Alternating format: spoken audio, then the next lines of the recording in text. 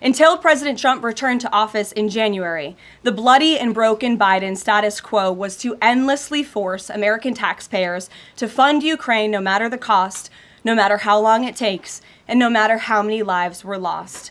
There is no denying that Biden's America Last foreign policy moved the world further away from peace. President Trump rejected that failed approach and instead, over the last 7 months, has relentlessly pursued peace throughout his second term. And thanks to President Trump's efforts, we finally have movement after years of deadly gridlock. On Friday, as you all know, many of you were there, President Trump hosted Russian President Vladimir Putin in Anchorage, Alaska, for a bilateral meeting. This was the first time President Putin has been to the United States since 2015, and the first time he has met with an American president in years. President Putin publicly confirmed what President Trump has said all along. The war between Russia and Ukraine never would have started in the first place if President Trump were in office. This was always obvious to any person with a shred of common sense. Just look at what took place during the last 4 administrations. Under George W. Bush, Russia invaded Georgia. Under Barack Obama, Russia took Crimea. Under Joe Biden, Russia invaded Ukraine. But under President Trump, Russia did not invade nor take anything. President Trump is the only president this century, Republican or Democrat, who has held Russia in check and ensured peace in Europe. That's because Russia has always greatly respected President Trump and his peace through strength foreign policy approach. But overall, the bilateral talks in Alaska were very productive, and multiple key points were agreed to between the two leaders that truly opened up the door for Phase 2 discussions, which took place yesterday here at the White House. Within 48 hours of that meeting in Anchorage, I may add. As you all know, there were many European leaders here, as well as Ukrainian President Zelensky. They all traveled here to meet with President Trump to maintain the momentum and work toward a lasting peace. Across the board, every leader credited President Trump for his decisive leadership that has reignited the dialogue in hopes of finally bringing this war to a peaceful conclusion. 2 quotes in particular capture the progress that was made and the optimism moving forward. Finnish President Alexander Stubb said, "I think in the past 2 weeks, we've probably had more progress in ending this war than we have had in the past 3.5 years. Again, that is the president of Finland, a country that shares a border with Russia. That's what we call the President Trump effect. NATO Secretary General Mark Rutte also summed it up well. Without President Trump, this deadlock with Putin would not have been broken. He is the only one who could do this." Following the encouraging conversations yesterday, President Trump spoke with President Putin by phone, and he agreed to begin the next phase of the peace process, a meeting between President Putin and President Zelensky, which would be followed, if necessary, by a trilateral meeting between President Putin, President Zelensky, and President Trump.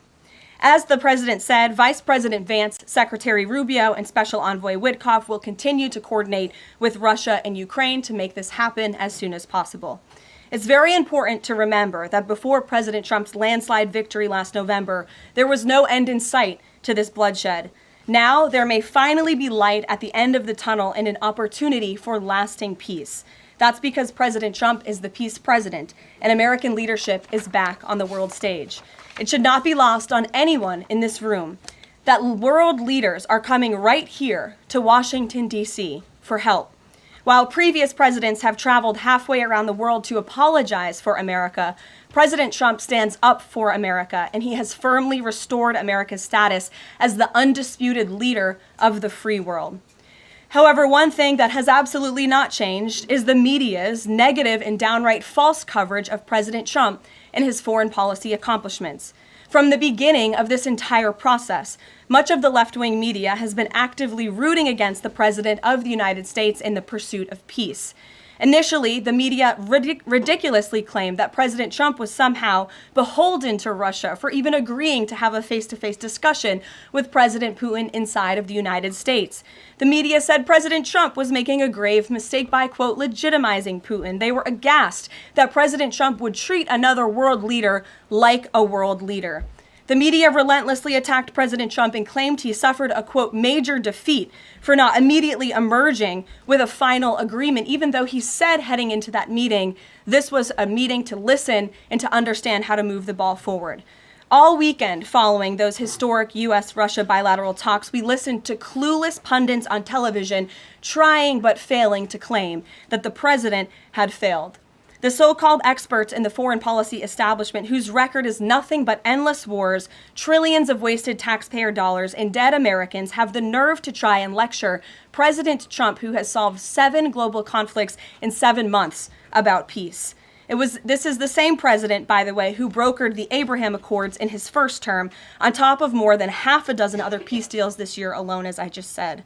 We also saw yesterday the president of Ukraine and all of the other major leaders of Europe fly across the Atlantic Ocean to meet President Trump at the White House because of the progress that was made, and that, if you ask the media, failed meeting, but it was not. It was highly productive and it was successful. This is why Americans' trust in the mass media is at a lowest point in more than 5 decades. Diplomacy is a delicate process, and instead of reporting the facts about what is happening here at this White House and what is happening between this president and other leaders around the world, many outlets in this room continue to try to actively undermine the president and sabotage the efforts towards peace.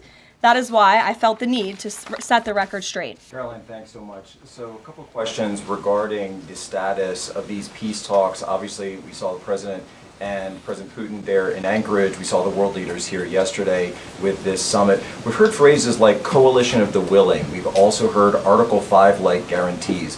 When it comes to the security guarantees, what is the current status of that? I know the president earlier today mentioned boots on the ground would be UK, France, Germany possibly, but unequivocally said no U.S. troops on the ground, but U.S. coordination. Can you elaborate on that, and what would the red lines be? Sure. Well, you got to the heart of what I was going to say to all of you today on security guarantees, which is the president has definitively stated U.S. boots will not be on the ground in Ukraine, but we can certainly help in the coordination and perhaps provide other means of security guarantees to our European allies. The president understands security guarantees are crucially important to ensure a lasting peace, and he has directed his national security team to coordinate with our friends in Europe and also to continue to cooperate and discuss these matters with Ukraine and Russia as well. Karoline, now have the Russians responded at all? I know we spoke with President Putin last night. What has been their response? Because we've heard some reports from the Kremlin and others saying they're unequivocally against NATO troops on the ground. Well, look, the president continues to have these conversations with both leaders. Those conversations took place in Anchorage, Alaska, again yesterday with the Europeans and President Zelensky, and he has directed his team to come up with a framework for these security guarantees that can be acceptable to help ensure a lasting peace and end this war. And then just last question real quick on this. Regarding some of the funding, we're hearing questions about another round of weapon sales or possibly a round of U.S. purchases of Ukrainian drones. Will that money be funded by the U.S. taxpayers? Are we finally going to see an end to the U.S. taxpayer-funded, seemingly endless mandate for these foreign wars? Well, the president is very sensitive to the needs of the American taxpayer, and immediately upon entering office back in January, he made it very clear that we're not going to continue writing blank checks to fund a war very far away, which is why he came up with the very creative solution to have NATO purchase American weaponry, because it is the best in the world, and then to backfill the needs of the Ukrainian army and the Ukrainian people and their military. So that's the solution the president has came up with. We'll continue to see that forward. As for any additional sales, I'll have to defer you to the Department of Defense. Thanks so much. Thanks, Jack. Kelly. What has President Trump learned that tells him that Vladimir Putin would be willing to make a deal for him, for President Trump? Well, the president has learned a lot, which is part of the reason he opened up this dialogue. The previous administration, who oversaw the beginning of this war, refused to talk. And President Trump has always said, in order to learn, in order to move the ball forward with diplomacy and towards peace, you have to have open dialogue. And so that's why the president has had several conversations by phone and, of course, an in-person meeting last Friday with President Putin. He also has talked to President Zelensky dozens of times, had him here at the White House yesterday, and he's understanding what both sides want, what both sides are going to have to give up. And he has always said, in order to get a good deal, both sides are going to have to walk away a little bit unhappy. So he continues to learn a lot throughout these conversations, which is why we've seen progress from both sides. And I would also just add, when it comes to learning and moving the ball forward, look at how both Russia and Ukraine have actually talked directly for the first time in many years, thanks to the efforts of this president president in this administration. Specifically for President Trump, though, what do you think Putin's motivation is to try to do something for President Trump, as opposed to just resolving the conflict? I think, as I just spoke to in my opening remarks, Kelly, Russia and all countries around this world actually respect the United States again. And the president is using the might of American strength to demand that respect from our allies, our friends, our adversaries all around the world. And we've seen that not just lead to progress with Russia and Ukraine, but also we've seen it in the closing of 7 global conflicts around the world as well. We've seen it with the release of hostages in Gaza. You've seen it with the end of the conflict between India and Pakistan, which could have resulted in a nuclear war if we had not had a president who believed in the strength and the leverage that comes with the job of being the President of the United States of America. Rachel. Thanks, Caroline. Heading into Alaska, a lot of the focus in the talk was on this trilateral meeting between these 3 leaders.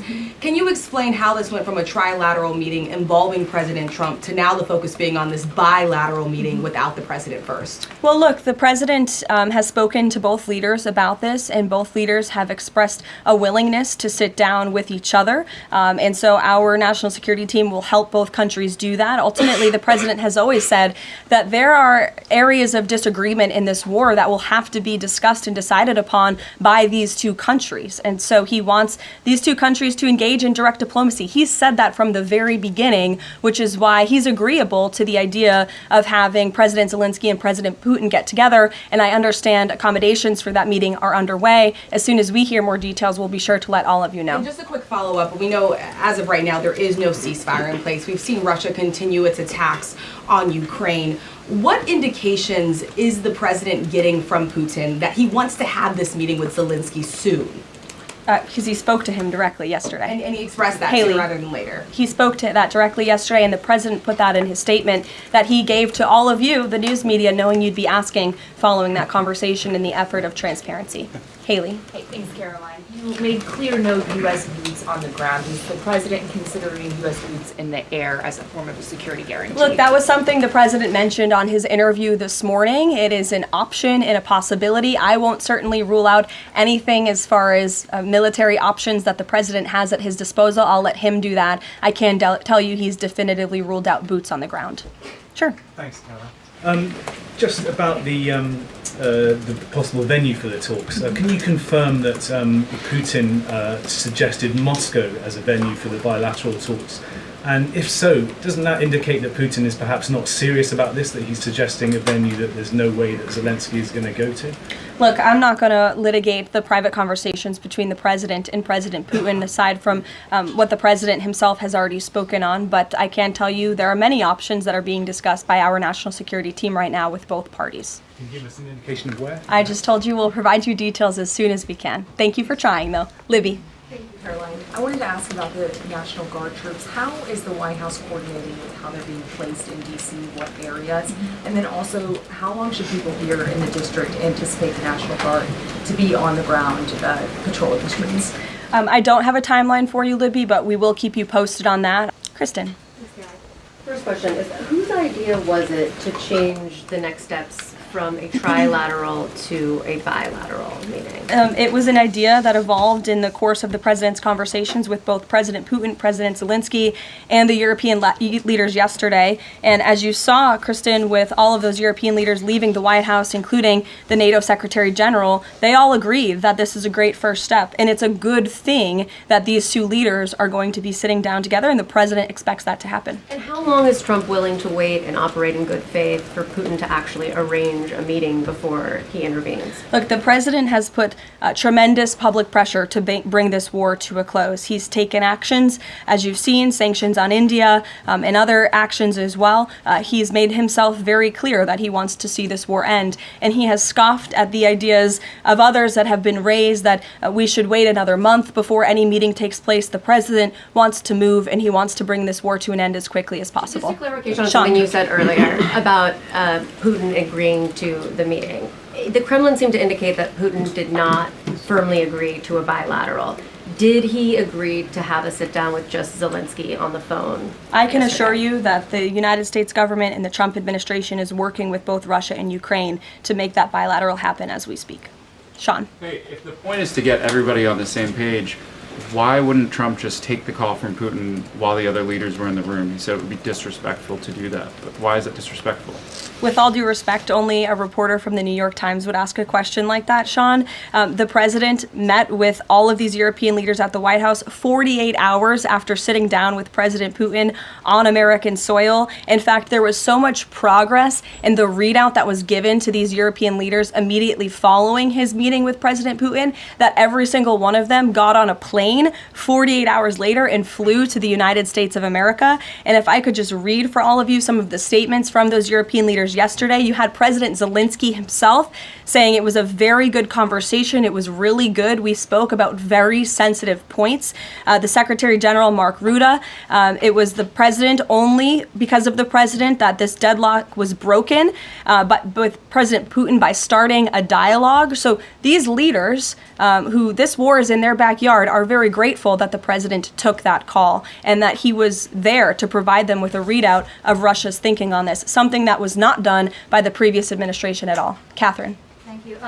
Is the White House looking at Budapest as a possible location? I'm not going to confirm or deny locations. We'll provide you with details as soon as we can. Just following up on Kristen's question, I understand that the White House is working and allies are working to make this meeting happen, but did Putin promise to do a meeting with Zelensky, a direct meeting, in the coming weeks? He has, and I just answered that question for you. Franco. Thanks. I just want to clarify.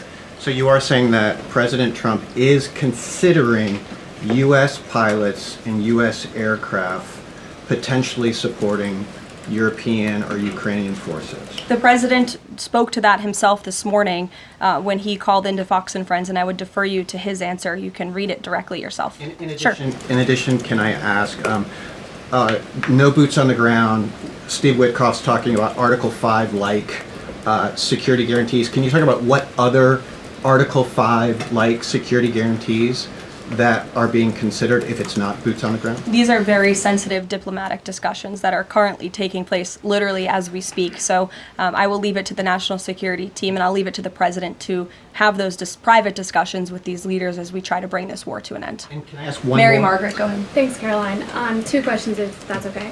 So on these meetings, I know you said that the trilateral will take place if necessary. Do you think that we might not need the trilateral and that Zelensky and Putin might come to this conclusion on their own? And then as a follow-up, I know the president said on Fox News this morning that he's partially seeking peace in order to get to heaven. Was he joking, or is there spiritual motivation behind his peace deals here? I think the president was serious. I think the president wants to get to heaven, as I hope we all do in this room as well. Annie. Thanks, Caroline.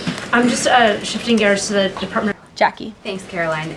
Since the president often says that this war would not have started if he were in office, and True. and Putin confirmed that. It's true. Do you accept that as true? The Probably. European leaders do. Well, and President Putin himself said that, by the way. He did say that. The question I have, though, is what is the president going to do to ensure that these security guarantees last beyond him into the time when he is no longer president? And does that have to involve Congress at all? Well, he understands the need for that, which he spoke to yesterday. And what's he going to do? It's why he's engaging in so many talks and so many conversations with both sides of this war, with our European allies. It's why on the way home from Anchorage, Alaska, very late at night, when I know many of you on the press plane were sleeping and many staff were sleeping, the president himself was still awake at 2 o'clock in the morning talking to European leaders and NATO about how we can ensure a lasting peace and bring this conflict to an end. He has expended an incredible amount of time, energy, and effort into bringing this war to an end, and he remains determined to do that. Also, can Go I ask ahead. you about the Go ahead. Thank you, Caroline. DC crime? Sure, Jake, and then to your right. All right. Thank you, Caroline. Which of the half dozen peace deals that the president's pulled off would you say he's the most proud of? And then I have another question. That's a good question, Jake. I'll leave that to the president to answer. I think he's proud of all of the peace deals that he's been able to achieve. You saw the president of Armenia and the head of Azerbaijan both at the White House just a couple of weeks ago. The president, I know, very much enjoyed spending time with them and helping to bring that conflict to an end. He very much enjoyed his time with leaders of Rwanda and the Democratic Republic of the Congo in the Oval Office, talking to them about bringing that decades-long war to an end. India and Pakistan. He used trade in a very powerful way as leverage to bring that conflict to an end. So I know he's very proud of all of these achievements, and I know he's very honored to serve as the President of the United States and to restore peace around this world. Go ahead. So you mentioned Armenia and Azerbaijan. That's a conflict that, I spent time in the Southern Caucasus covering that. And, a conflict of over 30 years, and he resolved it in just a couple of months.